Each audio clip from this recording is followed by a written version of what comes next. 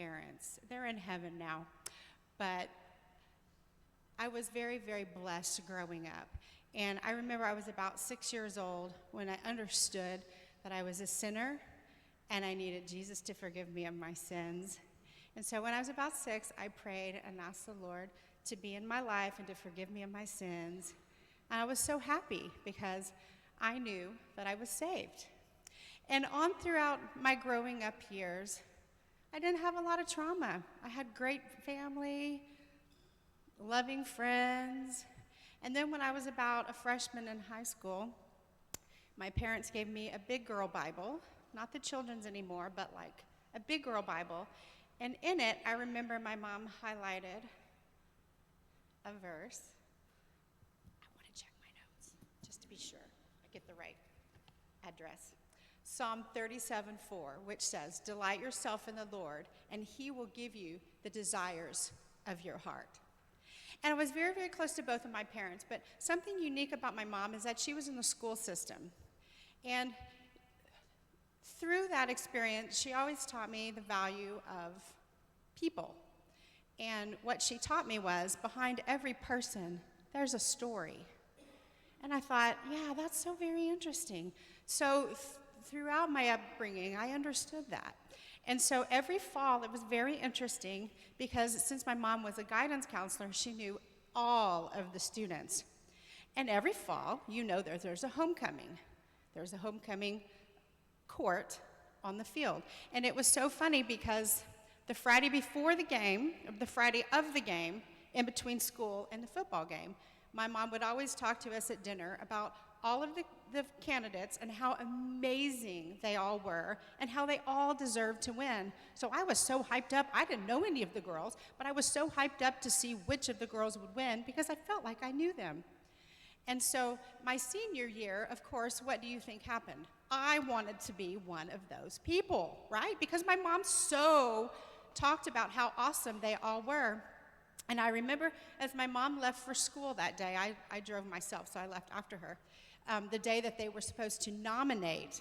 I said, "Mom, would you pray for me? I would sure love to be nominated homecoming queen."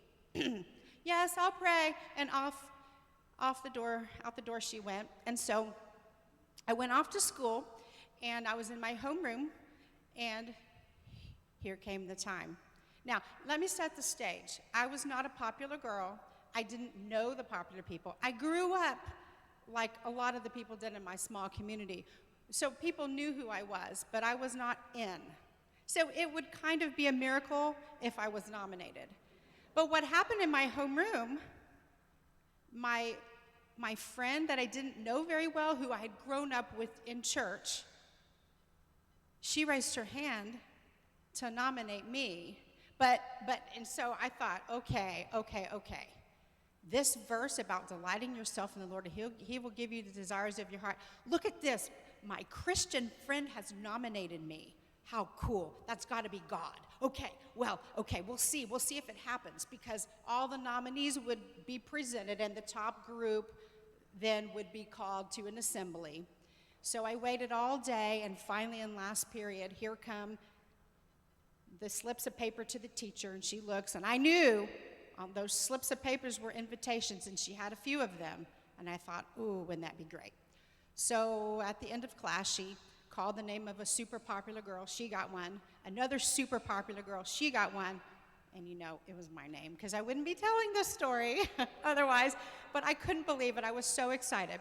So I got ready for the assembly, which would have been for a couple of weeks from then, in which 15 girls were presented in front of the school. That was super cool.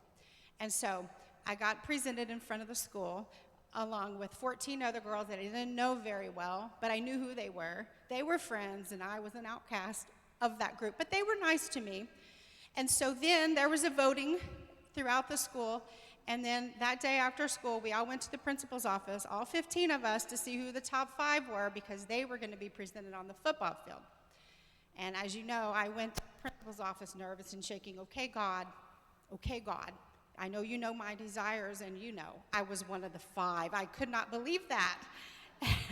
And so fast forward to Friday night, my faithful boyfriend, who has been my escort, He was my escort that night on the football field, and we stood there together, and I kept, as I was presented, I was first. My last name started with a C, so I was one of the first, and I was standing there for a while everybody was presented, and I turned to my boyfriend, and I said, I bet you're going to just die if I win. And he was like, yeah. Yeah. By the way, he's my husband now. But anyway, we've been through a lot together. So that night, I said, okay, God, this is yours. And my name was called. I was the winner.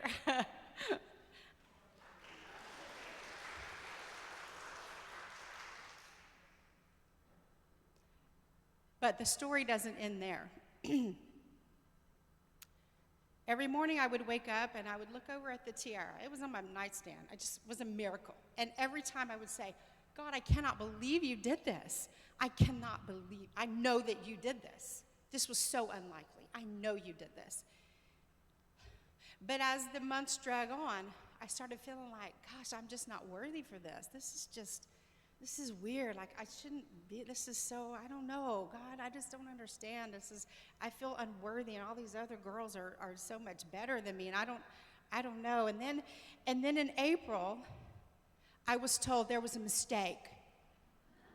No, literally, like, you did not win. I went, oh, well, okay. And so I talked with my boyfriend, and we decided that we would go into the principal's office and ask, this girl who won got robbed, really. She got robbed of being crowned. And so I asked, could we crown her at the prom? Could we crown her homecoming queen at the prom? And we were given permission to do that, and that's exactly what we did. To her surprise, we crowned her. I went by her house and got the tiara from her parents when she wasn't there. And anyway, presented that to her, and it was a really special a really special evening that we got to honor this other girl in that way. But, I kept my eyes on the Lord because I knew he had done something really, really great. Even though I didn't win, it showed me that he had power to do things that I didn't know that he did. Before then, it was just stuff I had read in the Bible. And the miracles are awesome, but I hadn't really lived that, and that really, to me, it was a miracle. And so if you fast forward it, I ended up marrying my high school sweetheart later after we broke up to go to college and got back together. We got married and had some kids, and as you go through life, there's just some hard things that you deal with. I have a great marriage, but in life, you know what I mean, people get sick. Sometimes there are, abuses, there are hard stuff, you know what I mean? And so I'm not going to go into any detail really about my hard stuff, except to say that what was happening to me, and even recently, and my precious small group knows, because I threw a couple of temper tantrums last year. By the way, the small group you're in here, trust me, God has put you with that group for that season. Trust me, you'll see what I mean. But so anyway, I was going through some stuff, and I was going up and down with my circumstances, and that's not a very stable thing, and that's not a very happy thing to have happen to you. But that's what I was doing. I was happy when the circumstances were going well, and I was down when they weren't. And I was going shoo, shoo, shoo, shoo, and I was like, wait a minute, this is not how God wants me to live. And through other Christians, I was super, super encouraged in my walk. And God got a hold of me, and he reminded me of that verse. Delight yourself in the Lord, and he will give you the desires of your heart. And I thought, but I'm looking around at all these things that I feel stressed out about and upset because I can't control them. And what that verse meant is take my desires and place them on him. Make him my desire. And when he is my desire, then I have peace, knowing he has got it. And also in John, it talks about, let me get the right address.